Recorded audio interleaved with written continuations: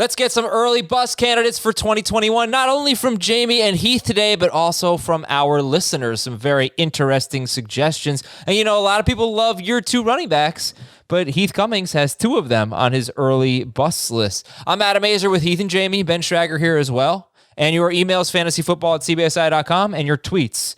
What's up? What's going on, Heath? Got a little hate for the year two running backs, couple of them anyway.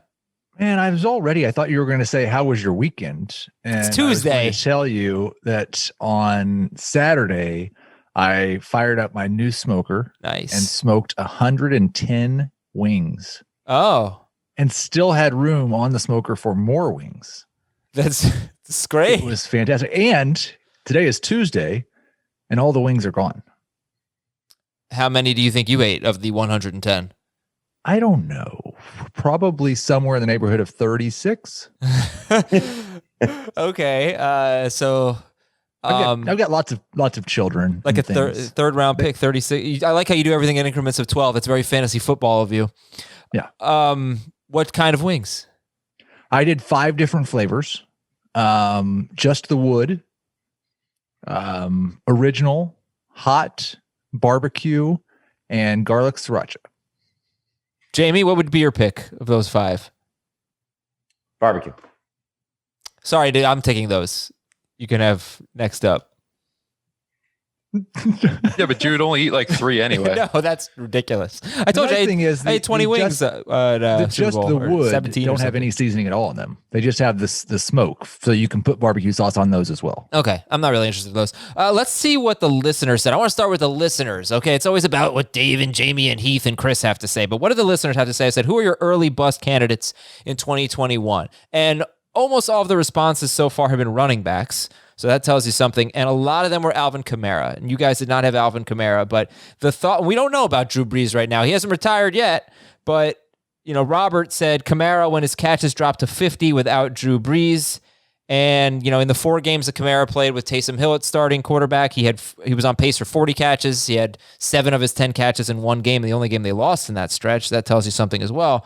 But you guys did not have Alvin Kamara. Do you still consider Alvin Kamara a top 4 pick? You tell me. Jamey, you get the first word here. But the listeners are a little concerned about Alvin Kamara without Drew Brees. I can certainly see that. And, again, we don't know if it's going to be Taysom Hill. Is it going to be Jameis Winston? Is it going to be Russell Wilson, for his trade non-demands of where he wants to go. So, right now, if it's Taysom Hill, there should be some cause for concern. But to the point where I'm not taking him in the first 5 picks, I'm not there yet with Alvin Kamara. Just the extended pause. I'm waiting for Heath. I'm waiting for Heath to answer that as well. Yeah, go ahead. Like the email says without Drew Brees, and I would just say, for me, it's not without Drew Brees. It's only with Taysom Hill. If we go into the season and they didn't get Jameis back, and it's quite clear that Taysom Hill, the plan is to start him for 16 games, then yeah, Alvin Kamara would be outside of my top 5 picks.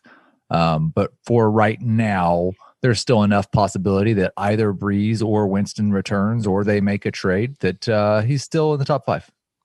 Joe says this is going to be the year that Derrick Henry slows down, except Joe didn't speak all over himself when he typed it. This is going to be the year that Derrick Henry slows down. Jamey's laughing.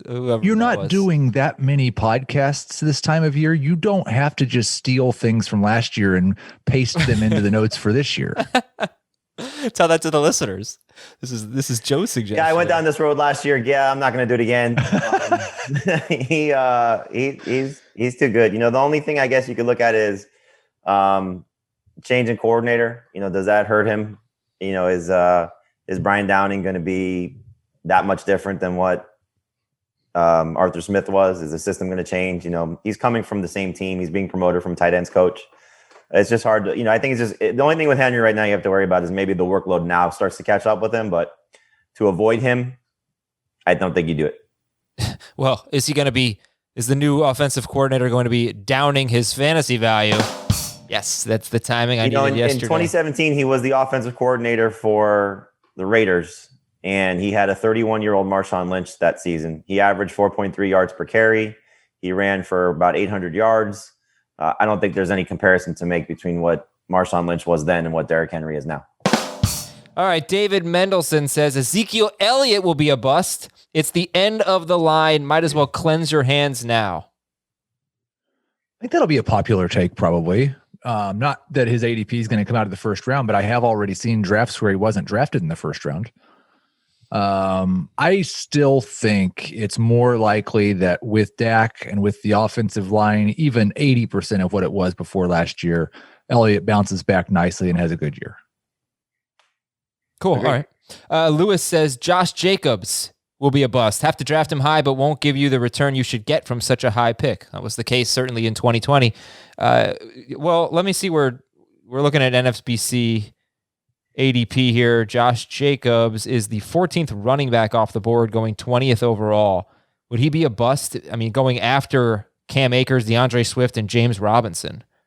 Would he be a bust at that point? 14th running back, 20th overall? No. I mean, you're looking at a guy that's going to get a lot of work. You're looking at a guy that, should have maybe a little bit more in the passing game. They increased it from year 1 to year 2. Maybe goes a little bit more year 2 to year 3. As long as he stays healthy, I think what you're getting. He's not a top 5 guy right now. A lot would have to happen, I think, for him to be a top 5 guy. But I think if you're drafting him as a borderline number 1, easy number 2, guy you start every week, that should be the expectation. Should he be going ahead of Akers, Swift, or Robinson? The only one I would say is Robinson, just because I'm concerned about what's going to happen there. But that's drafting now. Okay. And finally, well, not finally, I have a couple more here. Saquon Barkley, Rifle, says Saquon Barkley will be a bust. If you count injury busts, and I think he's a pretty big concern coming off the major injury, and there's some worry that the Giants are just so bad that it's difficult for them to have a top 5 running back, especially if they throw their running backs at the rate they did last year. Who's worried about them being bad? What? Well, he is the 6th overall pick right now, tied for 5th with Jonathan Taylor. Also, all running backs in the top 6. So, what do you think? When would you guys take Barkley? In that range. Yeah, I'm good with him. That then or earlier. You're still ahead of Devontae Adams? Yeah. Okay. Nick Fern says Darren Waller will be a bust if he's taken in round 2. I mean, he could, if they add Juju or somebody of that caliber, if they, really put a lot of stock into their receiving core this year. Henry Ruggs gets better. Bryan Edwards gets better. Touchdown opportunities go away. But, I think you've seen now 2 years of what Darren Waller is. And really, I think the touchdowns is going to sway him. He didn't score a lot in 2019, big uptick in 2020. Can he be north of 6 touchdowns again? If that's the case, I think he's well worth taking in round 2. Yeah, and I think we've seen, even though they haven't had a ton of talent at wide receiver around him, he is, we mentioned it, he was drafted as a wide receiver. He runs like a wide receiver. He's their best pass catcher, and that's not likely to change. Heath, are you saying we should make him, we should strip his tight end eligibility? I'm not saying we should strip his tight end eligibility. Okay, good. He could fall behind somebody. I mean, there could be somebody that they add, if they add an Allen Robinson, for example, if they add a Kenny Golladay or Juju. I mean, those guys could technically be better than him as what they do. Okay, and then the last one was interesting. I haven't seen this guy listed as a bust or a breakout or a sleeper. He just exists. He's Keenan Allen. Robert Meade said Keenan Allen will be a bust in year 2 of Justin Herbert. What do you think about in 2021? Keenan Allen as a bust. He's currently round 3 pick, about 31st overall. I went down this road last year as well, thinking that Herbert wouldn't be ready and Tyrod Taylor wouldn't be good for Keenan Allen. And obviously Herbert was ready. So I can't see a scenario where Keenan Allen, if healthy, doesn't, soak up targets in this offense and is still the number 1 guy, especially with Hunter Henry gone. Maybe we see an uptick in touchdown. Yeah, it's almost impossible, I think, for the Chargers to bring back Hunter Henry and keep Mike Williams. So it seems to me like, if anything, Keenan Allen may be as good as he was last year. He came out number 6 in my first run of PPR rankings at wide receiver, so not a bust. 147. Why could they not keep both? Money-wise. 147 targets in only 14 games. And I could be wrong, but I don't think it's very easy for them to do that.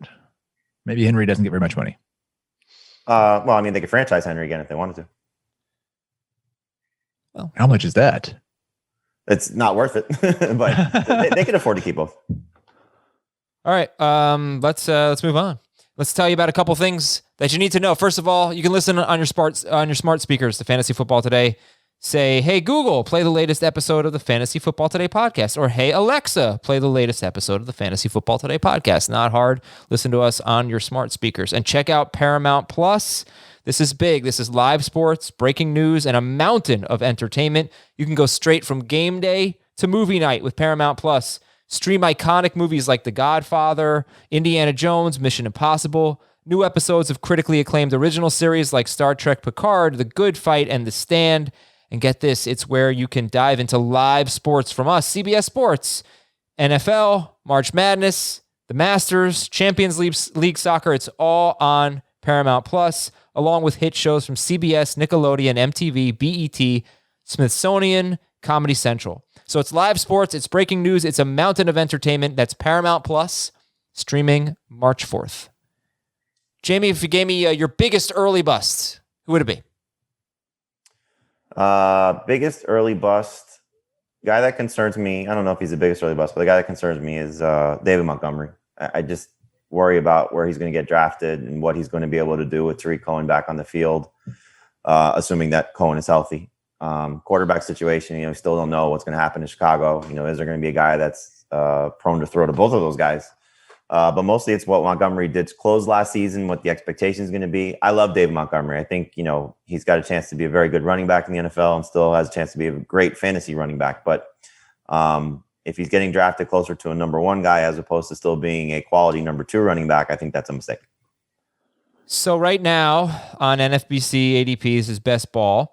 He is going about right where Keenan Allen's going. So 30th overall. And it's in between Michael Thomas and Keenan Allen, but the running backs around him, it's like 5 picks after Gibson, Dobbins, and Miles Sanders, and just before Clyde Edwards-Helaire and Joe Mixon, and Travis Etienne and Najee Harris, for what that's worth. Yeah, no, I was looking at best ball 10s, and he's right behind Clyde, right ahead of Antonio Gibson at number 19 at running back. At running back? Okay, so you see where he is here. He would be RB 18. All right. So, well, he's obviously around Clyde Edwards-Helaire, Mixon, Sanders, Gibson, Dobbins, that group. Jamey, where would you put Montgomery? I think that's a good spot for him. So if that's where he's going, then he's probably not a bust if that's the case. But I still think the expectations is he's going to be closer to what he was last year, and that's not fair for what he's going to produce. Would you take Joe Mixon or David Montgomery? Mixon. Heath? Mixon? Mixon. Do you think Montgomery's going to be a bust? Not at the range that he's currently being drafted. It will be like there's so much unknown with the Bears, and it's just about projecting where these guys are going to end up right now. But I think he's going to be a fine number 2 running back. Like my 2 busts were Clyde Edwards-Helaire and J.K. Dobbins, because in best ball drafts, they're both being drafted before David Montgomery right now. And I think Dobbins right now is the number 15 running back. Clyde's number 18. I would prefer Montgomery to both of those guys. But I think he'll be a solid number 2. I agree with Jamey. He's not going to repeat what he did last year. Now, you've talked about these guys. We talked a lot about sophomore running backs basically for the last few weeks. But with Clyde Edwards-Helaire, what kind of workload are you expecting for him? I think this offseason will tell us a lot about that, obviously. How do they welcome back Damian Williams? They've got kind of a handful of those guys, not as many as the Patriots, but what are they going to do in terms of bringing those guys back into the fold? But currently, I am concerned that the first half of the year, they gave him a monster workload, and then they felt they needed to bring in Le'Veon Bell. And then when Le'Veon Bell wasn't good enough, he still shared a lot with Darrell Williams. And if Damian Williams is still Damian Williams, he's better than last year's Le'Veon Bell, and he's better than last year's Darrell Williams. So the Chiefs have not been, with Patrick Mahomes at quarterback, quite the same gold mine for running backs as the Andy Reid teams generally have, because Patrick Mahomes doesn't dump the ball off to running backs quite as much as traditionally has happened in an Andy Reid offense.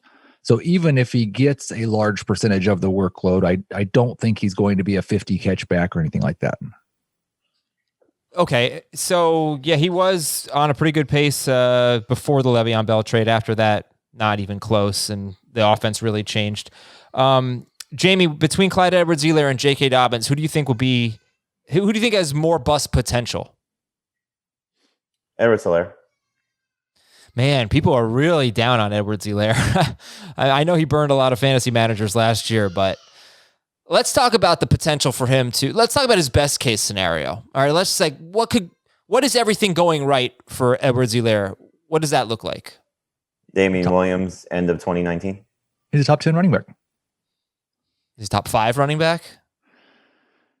Maybe. I mean, look, we've seen injury. stretches of Damien Williams the end of 2018 and 2019 where he was a monster. Or 2017 and 2019, where he was an absolute star. So there is still the potential that I think a lot of things like, he said it that Patrick Mahomes doesn't help his running backs to the level of what Alex Smith did in Andy Reid's offense, for example.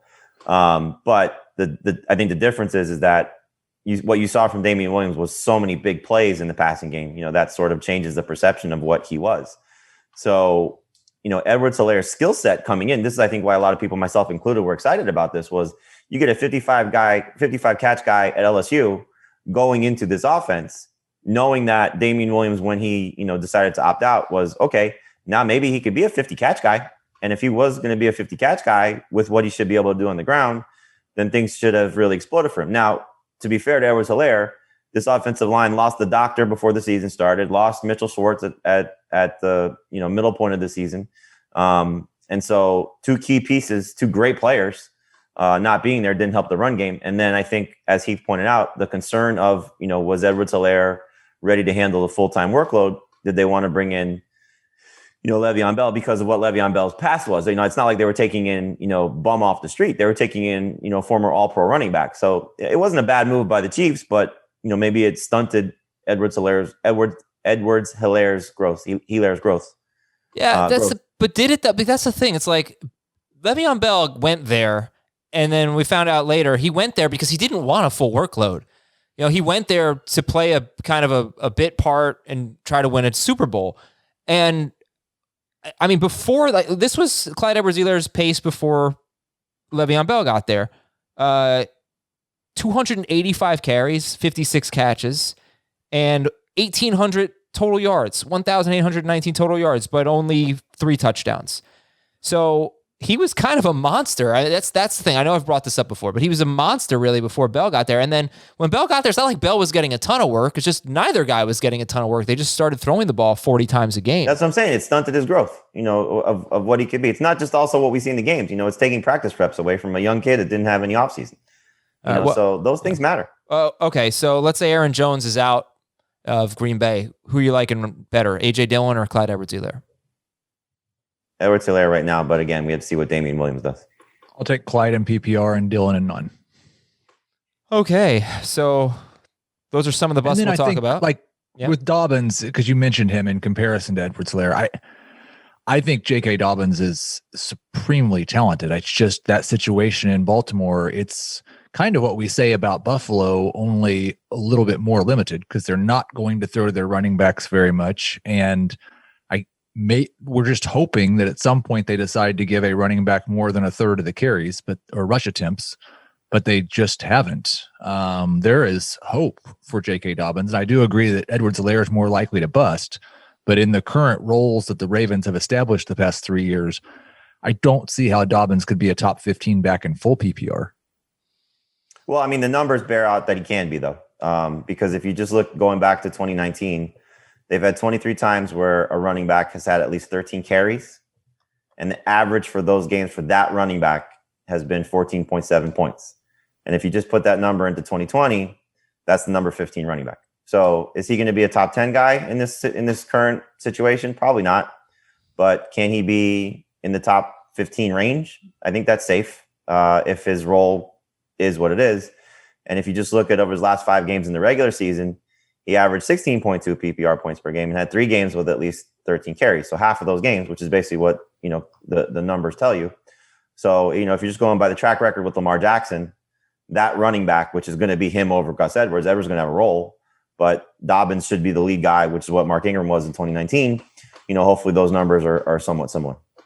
Yeah. And Heath, Mark Ingram was RB11 in 2019 in PPR. So let's look at that season. That was only 202 carries in 15 games. 1,000 yards, 10 touchdowns. He did have 26 catches and 5 receiving touchdowns, which we knew was wacky. But so that's about 1,250, 1,260 total yards and 26 catches with 15 touchdowns. You're also doing that with a 29-year-old Mark Ingram who turned 30 in December that year, comparatively to a guy at the start of his career with hopefully more explosiveness. Now, not the same. Oh, more explosiveness. Yeah, for sure. That guy was tremendous last year. Yeah, I think, it's all about perspective, obviously. If you're drafting J.K. Dobbins in round 2, you're probably going to be regretting it if he doesn't get to at least this range. If you draft him in round 3, where I think is probably going to settle, I think that's a fair spot for him. The only thing I'd push back on with the Mark Ingram comparison is we're talking about a guy who in that year averaged 5 yards per carry and 8.5 yards per target and scored once every 15 touches. Nobody's going to be more explosive than that over a long period. Like, that is about the max explosiveness. It's about as good as it gets. What I was going to say is you need a lot of touchdowns, right? Oh, yeah. And that offense seems to give that. But Dobbins is going to need a lot of touchdowns. The thing about that, I've said this before, like Dobbins, Nick Chubb, Derrick Henry, these guys that don't work a lot in the passing game, they have to be on great offenses that are going to put their running backs in position to be highly successful. Obviously, the workload has to be there for them, which is where Dobbins loses compared to the other two, because Henry, is going to be around 300 carries. That Chubb is going to be, around 250 carries. Dobbins has to be around 200 carries and maximize that potential, and then still be around 20 to 25 catches. That's going to be the case for him. They all have to score touchdowns. Clearly, there's a track record for Henry and Chubb. Dobbins has to prove it now. I think if you're getting him at the right price, he's not a bust. But if you're drafting him with the expectation to be better than what Mark Ingram was in 2019, he's going to be a bust. Well, let me tell you where he's going right now. NFBC, he's going ahead of Darren Waller. So J.K. Dobbins is in between Antonio Gibson and Miles Sanders, right at the 2-3 turn, 25th overall. Ahead of Darren Waller and George Kittle, ahead of A.J. Brown, Mahomes, Michael, ahead of a lot of wide receivers, very running back heavy. But behind DeAndre Hopkins, Calvin Ridley, DK Metcalf, Justin Jefferson. But I don't know. That feels like a little earlier than what you guys were saying. I feel like you wouldn't want to take him at the 2-3 turn. Correct. And probably not ahead of Waller and Kittle, right? Not for me. Not in PPR, no. Okay. So I want to read the other busts that you guys gave to me. Sent me an email. So let me tell the listeners some of the names. So Heath has Aaron Rodgers, Dobbins, Edwards-Helaire, Odell Beckham, Julio Jones, and Dallas Goedert, who's actually, we talked about on our breakout show yesterday. Jamey has Montgomery, Chris Carson, Tyler Lockett, Will Fuller, Robert Tonyan, and Logan Thomas. Are there any disagreements? Any names I said there, Jamey on Heath's list, Heath on Jamey's list, that you say, no, that's not a bust, that's a bad call? Goedert for me. Fight. I think if Zach Ertz is gone, then he probably wouldn't be on my list. But Zach Ertz is still there right now, and so projecting it like that, I think they'll be less pass heavy than they were last year with Jalen Hurts playing quarterback, and fewer pass attempts plus sharing with Ertz would make it difficult for him to be a top 6 or 7 tight end. Yeah, Ertz is gone, so I know it's not official yet, but he's made his piece that he's leaving Philadelphia, saying goodbye to the city. They're going to cut him, whether it's a post June 1st cut or sometime before the draft, but they could be trying to trade him. Maybe maybe that was just for the winter, Jamey. Maybe he's a snowbird. Maybe he's a snowbird. He's just saying bye. I'll see you in a few months. Maybe. But to me, this is the setup that we love: is a crappy receiving core or an incomplete receiving core being rebuilt, and a guy who's got the talent to be a Darren Waller, George Kittle type of player. Maybe not to those heights, but somebody that could be a top 5 fantasy tight end. So I love the setup for Dallas Goedert, unless the Eagles go out and get an Allen Robinson, a Kenny Golladay, draft Devontae Smith or Jamar Chase, and just completely overhaul this receiving core. But if it's the Zach Pascal guys, then I think it's a great setup for Dallas Goedert. Goedert, if you take out week 3, played 6 snaps. His pace was 72 catches, 827 yards, 5 touchdowns on 102 targets. Did not do very well with Jalen Hurts, but Zach Ertz was on the field. He got 14 targets in the 2 games that he played fully, because he left the third one. I think he played a lot of that game. He had 20 targets in those, or 17 targets in those 3 games. Zach Ertz also played in all 3 of those games, so it's not exactly the best comparison. And he was top 10. I mean, look, we don't have to revisit this. I know Heath is a big Dallas Goedert fan. He was a top 10 guy 2 years ago in tandem with Zach Ertz, and so now he's hopefully free of that situation. I think Goddard's in a great situation. Yeah, and actually, he was top 10 per game this year, at least in PPR. This past year, he was 9th. And that was with leaving one game after 6 snaps. With where he's likely to be drafted if he finishes 9th this coming year, he's a bust. Yes. The 9th best tight end is not very good. I think we sort of established that yesterday. Usually the 6th best tight end isn't very good. Are any disagreements for you, Heath? Give me the list again. Montgomery, Carson, Lockett.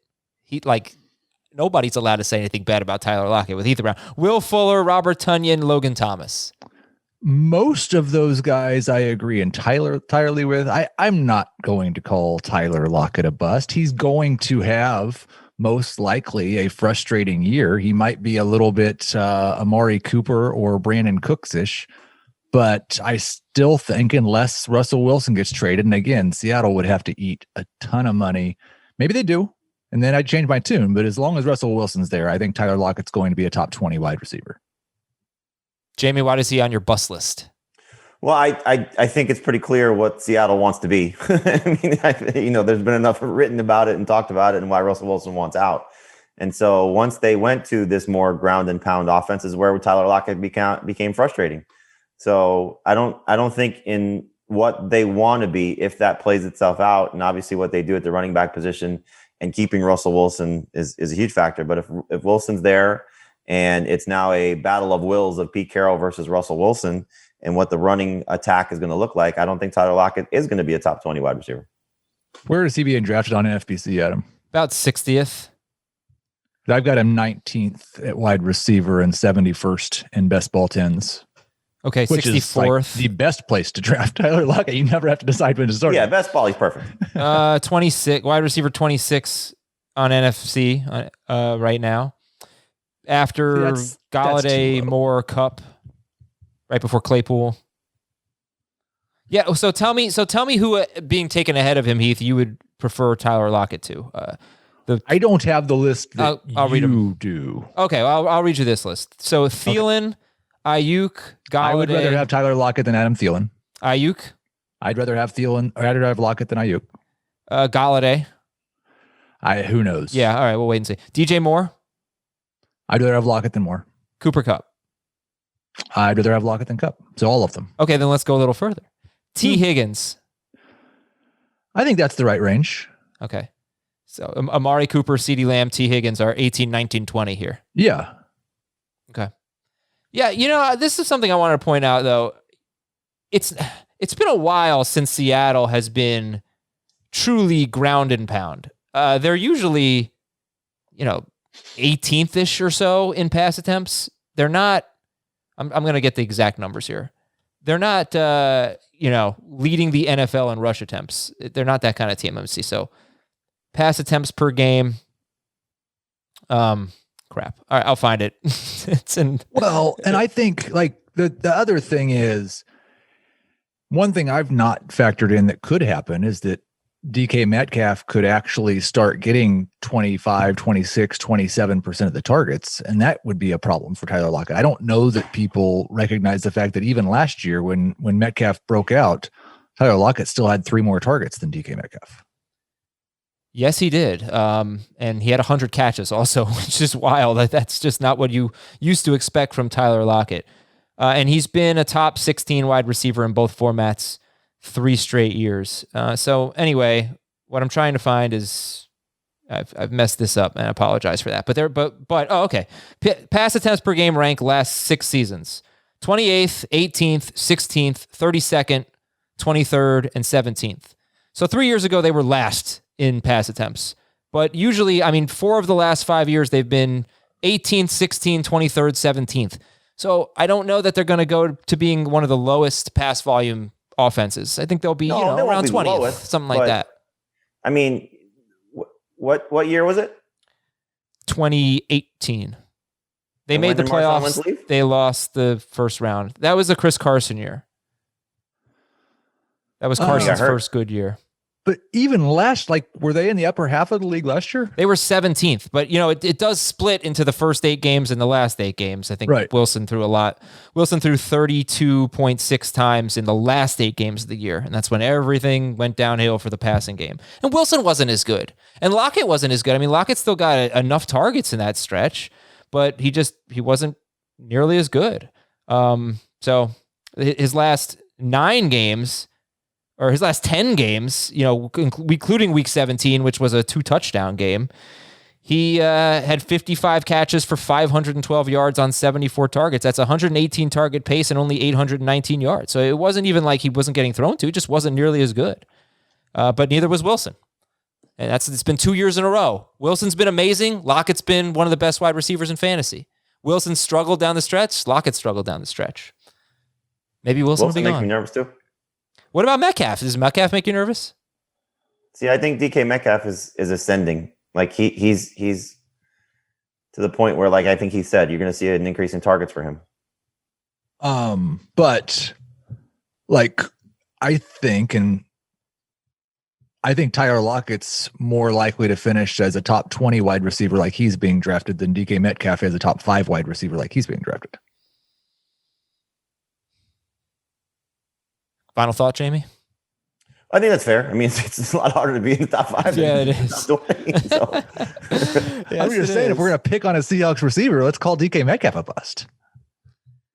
Nobody wants to. But in PPR, he's just not going to get a lot of catches. You wouldn't think anyway. His yards per catch is so high, and he's a big play guy. But he's got to make you a little nervous in PPR.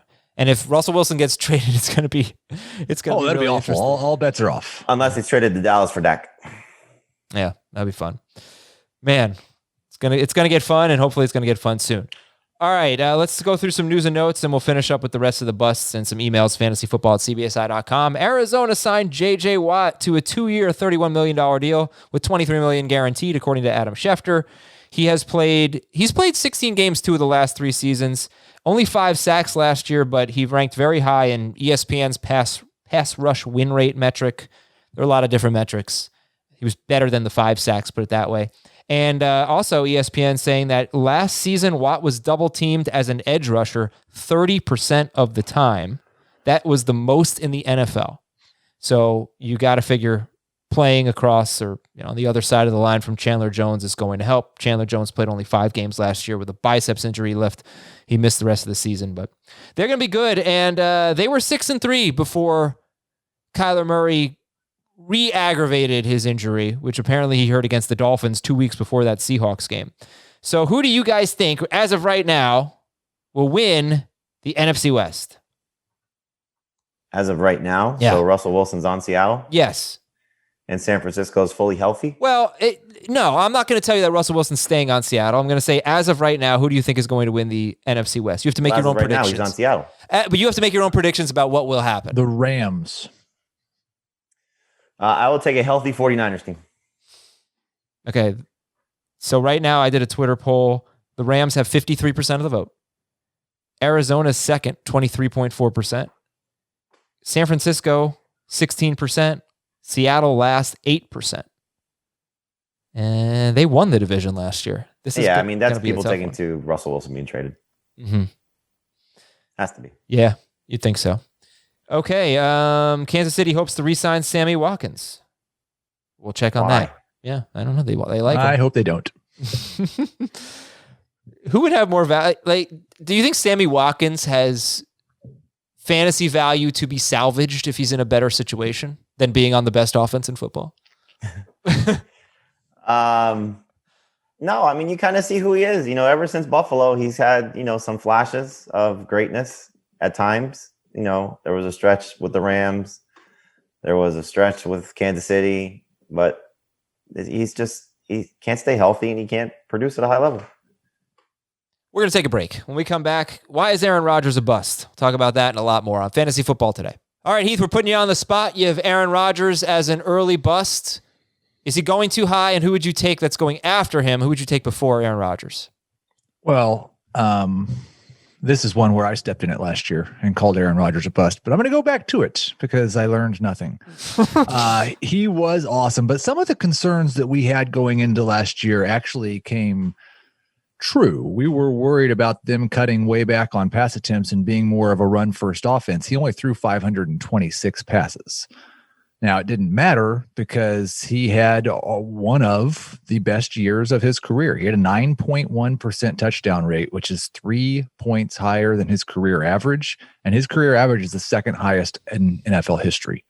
So that is not something you should expect to even come close to repeating. And that's a lot, like 3% of 526 passes. What is that, 17 touchdowns?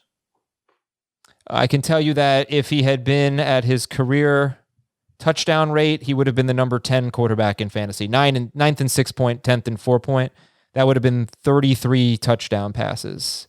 And that career touchdown rate is 2 full points higher than what he had done the 2 prior years. Yeah, and it was 15 touchdown passes fewer than what he threw, 48 touchdowns. Right. So like there's some obvious regression coming with Aaron Rodgers, and it may not be enough to knock him outside of the top 6 or 7 quarterbacks. I don't know where he's being drafted on NFBC. I've got him at QB 7. That's where he is on NFBC. Ahead of Justin Herbert and Russell Wilson and obviously Jalen Hurts for now. I would rather have Herbert and I would rather have Wilson. Okay, but the bombshell would be: would you rather have Hurts than Rodgers? Please say yes, so I can yell at you. As of right now, I will say no. Good. If we get to May and the Eagles have added anything at wide receiver and they have not added competition for Jalen Hurts, then I may just say yes. Okay, so if we get to May, let's say we get to the NFL draft and they take Jamar Chase 6th overall. You're going to put Hurts ahead of Aaron Rodgers? Probably. Jamey, how about you? And isn't it time that the Packers added somebody as well, by the way? Because they're going to lose. They're probably going to lose the player who was second on the team in targets 2 straight years, which is Aaron Jones.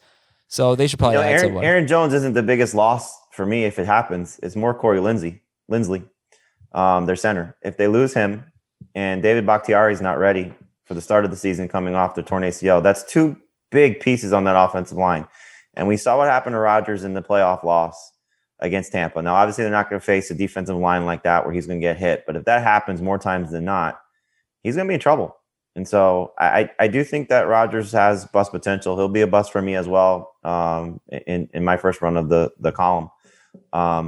I do think, though, it's interesting because I'm in the same boat with Heath. Like I think I have him right around 7th or 8th in my rankings. It's hard to rank somebody that high and say he's going to be a bust. This is more of a statistical bust than it is a guy to avoid. Like, don't draft him with it's kind of like what we talked about with Lamar Jackson and Patrick Mahomes the last couple of seasons. Like, you're still drafting these guys to be starters, but don't draft them with the expectation of them repeating what they did the previous year. That's just not going to happen for Rodgers. I mean, he jumped, I think it was like 9 fantasy points per game, or 7 fantasy points per game, something ridiculous from what it was in 2019 to 2020. If you split the difference, that's a good quarterback, but it's not the number 1 guy or number 2 guy like we saw last year. And I got an example of what Jamey's saying. Aaron Rodgers on Best Ball 10s being drafted 7th amongst quarterbacks, but he is half a draft spot behind Dak Prescott. He is 1 pick later than Deshaun Watson. He's 8 picks later than Lamar Jackson and 30 picks ahead of Justin Herbert and Russell Wilson. So he's being drafted. It's 7th, but it's like almost 4th and 3 rounds ahead of 8th. Mm-hmm. And on NFC, he is also 7th, just after Herbert is actually ahead of him. Herbert's QB 5. Basically, Herbert, Watson, Rodgers are essentially back to back to back. And then Dak Prescott is behind them, 4 picks after Aaron Rodgers. And then Russell Wilson, 3 picks after that. Is he clearly, I mean, I think Watson, Prescott, because Rodgers runs less than ever, basically. He just doesn't run much anymore. Is he clearly worse than Justin Herbert? Is he clearly worse than Russell Wilson? I would rather have him than Wilson, just given what the potential is for that Seattle team. But, the upside for those other guys, Jalen Hurts included, I think is higher. Herbert's ceiling could be higher than Aaron Rodgers. And that's saying a lot because Rodgers coming off the Isn't that a funny thing to say, though? Because Rodgers. Well, I mean, you're looking at it again. It's sustaining what Rodgers did. He had an amazing season. He deserves to be the MVP. Like he said, I had him as a bust last year too. He made us look stupid for putting him in that category. But can he do it again? This is asking a guy at 37, right? 37, to put up these historical type of numbers and have really no major issues injury wise. They had some offensive line issues more toward the end of the season, but Adams missed what, 1 game, 2 games, right? I think he missed 2 games and he left 1 early. The year before he missed 4. Robert Tonyan had a ridiculous season. We could talk about him, a guy who just, made play after play. His catch rate was ridiculous. His touchdown rate was ridiculous. Is that going to happen again? Is Valdez-Scantling going to have the case of the drops more times than not, or is he going to come down with those plays? Alan Lazard missed a lot of time, so I guess he was the major injury that they dealt with. Is he going to still put up, good numbers? I think he's a restricted free agent, if I'm not mistaken, or a guy who could walk. I'm not sure what his status is as a. I'll tell you in a second. Well, I'm not, but just to be clear, he can't. Aaron Rodgers cannot do this again. It was, basically his best season ever. But I think he's safer than Justin Herbert because he's absolutely safer. Aaron Rodgers. He's absolutely safer. But again, it's what are you trying to do to win at that position fantasy wise? Like, do you want safe or do you want ceiling?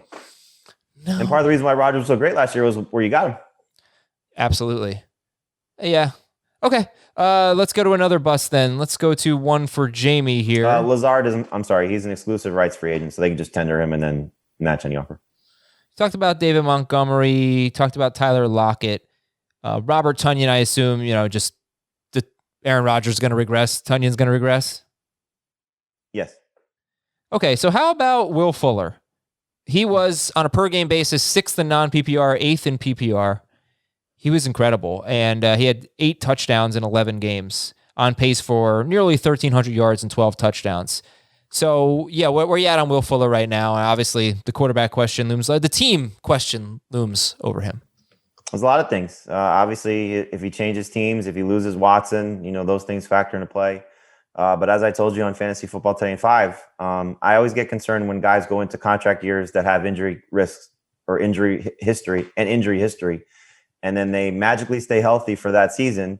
And then we come to find out that he was suspended for a performance-enhancing drug. How much does that factor into him staying healthy? So I don't want to put that out, as something that was the reason for it, but it's just more like you see it's in a lot of other sports. Guys go out there, they get their contract, and then maybe things don't work out for them the same the next year when there's a track record of them missing time due to injury. So he's somebody that I think is got a world of potential. I was banging the drum for him last year. I was really excited about his situation with Deshaun Watson leaning on him with DeAndre Hopkins gone. But I don't feel the same way about him going into this year. I think he's more of a guy that you settle for as a number 3 receiver as opposed to a guy that you target. And again, that's not knowing where he's playing. Yeah, I agree with everything. And I just propose a new rule, Adam. Mm-hmm. If a player has played at least 5 years in the NFL and they do not have a 16-game season, we are not allowed to tell people their 16-game pace. I'm just doing it to put it in perspective. But fine. So how many games did he play in 2019? He has not played more than 11 games since his rookie year. Okay, how many in 2019 though? 11. And 2020 was also 11? Correct. Okay, 2018 was 7. I'll just start giving his 11-game pace then. You also walk in, he's already missing a game to begin with. Yeah, he had a 6-game suspension. That's and right. The Texans it's already leaked out the Texans are not going to use the franchise tag on him. Is that right? Yes. I don't know why they would, because as good of a player as he may be and has proven at times to be when he's healthy, that price tag is not worth it. I hope his value sinks because I always thought, well, not always, but for a while, I thought he was a good player. It just had never really had the chance to blossom, and he certainly did last year. So, I think we're looking at a very talented player here. I hope people are really down on talented. him. There's no doubt about that. Yeah. You see it. Yeah, you see what the upside is. So maybe he can surprise people. Maybe he's going about 31st overall among wide receivers. It'd be really interesting if he ends up being the guy that goes to Detroit or goes to Chicago, where he's clearly the number 1 option with what is maybe a bad offense and a mediocre quarterback, like where he is in terms of draft. That's going to be really interesting. The ideal situation, obviously, is he stays in Houston with Deshaun Watson. Yeah, they have one heck of a connection for sure. Okay, so let's say he does stay in Houston with Deshaun Watson. Would you take Will Fuller or Tyler Lockett? Lockett. I would take Will Fuller. Heath, you've got a couple of wide receivers who at one point were superstars. One still is. Well, the other one we're not sure about. But you have them on your early bust list. And they go in very different ranges. Julio Jones and Odell Beckham. Who would you like to talk about first, Heath? Yeah, Odell Beckham, I actually thought, well, I better check and make sure that like he hasn't fallen too far in terms of where he's being drafted. And he was still in the top 33 wide receivers, and that's too early for me. So I just don't know. Like, obviously, there's significant risk that he's just not going to be Odell Beckham ever again. And the Kevin Stefanski aspect of the Browns offense really enhances that because his chances of getting 10 targets a game like he did in the Giants doesn't really exist any longer. So I feel like you're kind of drafting a guy who could give you nothing, or maybe everything goes right and he finishes the top 24 wide receiver. That's like those guys are a dime a dozen. And he's not in my top 40. So he played 6 healthy games. He left week 7 after 2 snaps. In those 6 games, Baker Mayfield threw 28 passes per game. What kind of offense do you think they're going to be? I mean, are they going to be that run heavy again? In the last 6 games, he threw 37 pass attempts per game. I would say I have them somewhere right in the middle of that. And here's another thing that I noticed with Beckham with Cleveland. It's weird. He's really been matchup dependent. As you look at the 6 games he played, he was bad against Baltimore. He was bad against Pittsburgh and was kind of bad against Indianapolis. And he had a big game against Cincinnati. We remember that one was on Thursday night, I believe. And he had a huge game against Dallas. And the other game was against Washington, which he only got 6 targets. He was okay in that game. And then in 2019, basically, whenever he had a favorable matchup, he had a good game, Beckham. But he didn't have many of those. Played a really tough schedule in 2019. And when you're playing 4 games against the Steelers and the Ravens, that's usually a bad thing. So, I mean, that's so disappointing that Odell Beckham has sort of become a matchups guy. Well, and like when you say that, I think it's important to quantify, like when we say he has a really good game, what that means. It's been 20 games since he's reached 100 yards. He's topped 100 yards twice in Cleveland. How many times has he topped 10 targets? Once last year, 2, 3, 4, 5, 6, 7 times. Oh. But he had one game. His high in yardage was 81 yards last year. Yeah. So I guess what I was referring to is really he gets in the end zone in these good matchups. 3 games in 2019 against bottom 10 teams, teams that were bad against wide receivers. He had 28 points, 20 points, and 14 points in PPR. But he's had really tough. I don't know. It's just really disappointing. I mean, I cannot believe Odell Beckham has become someone that you like, oh, good matchup, start Odell Beckham. That's basically what he's been in Cleveland. I just think it's probably true, and it's probably not his fault, that due to all the injuries and surgeries and stuff, he's just not that same Odell Beckham. Yeah. Jamey, do you have any hope that he could become a top 12 wide receiver? Top 12? No. I mean, not with Cleveland. It's not just the way that they run the offense and how they run the ball. It's Baker's not going to take those chances to allow Beckham to be that guy on a consistent enough and volume enough basis to put him in those spots. He doesn't have to. I mean, that's just not the way that they want to operate. So he's, this was the concern when he went to Cleveland, that he's sharing the field with a very accomplished running mate in Jarvis Landry. They added an accomplished tight end in Austin Hooper. They have pass catchers out of the backfield. So there are reasons why Beckham is not in the same spot, along with what you guys both just said. But I do think that the cost could end up being good for Beckham if he falls enough. Now, what's his ADP right now? He's 2 spots after Will Fuller. His 33rd wide receiver off the board. He's about 87th overall.